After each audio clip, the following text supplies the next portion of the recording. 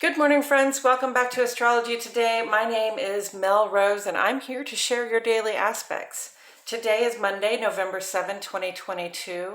Sun, Mercury, and Venus are together here in the land of Scorpio, close enough to one another to have an intensifying effect. Venus is not at her happiest here.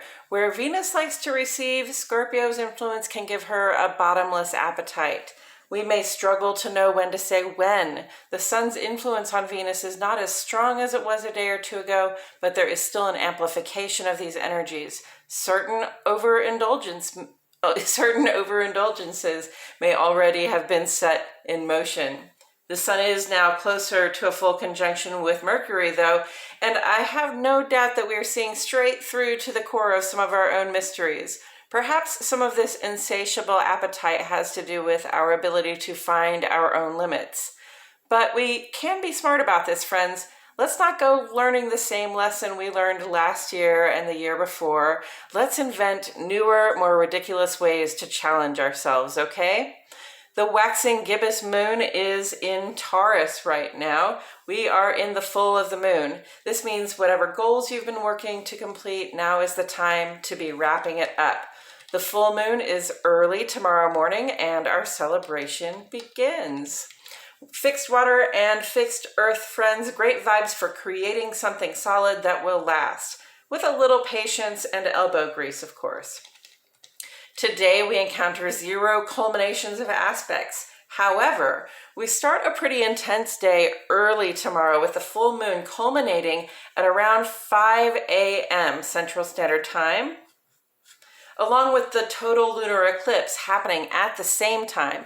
If you're like me and you like to stay up late to see the full moon when you can, this one may be for early rising instead. Depending on where you are, of course, the full moon and the lunar eclipse both will culminate at 3 a.m. in California, but at 6 a.m. in New York.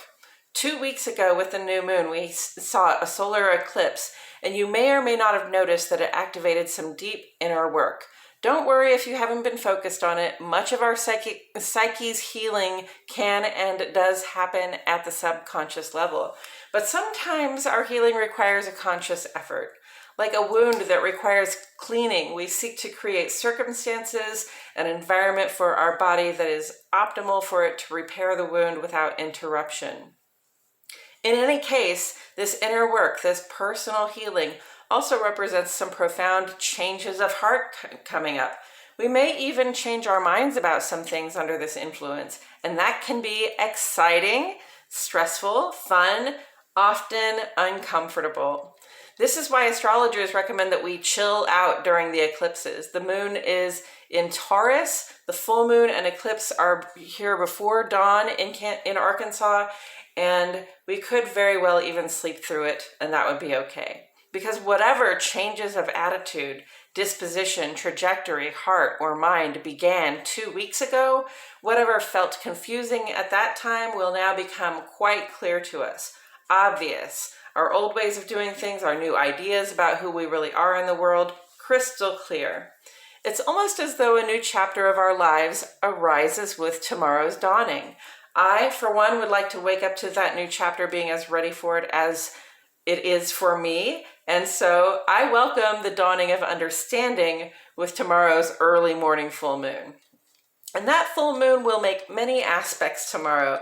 It will be conjunct to Uranus here for a portion of the day, intensifying the effect of these changes we perceive all around us and within us.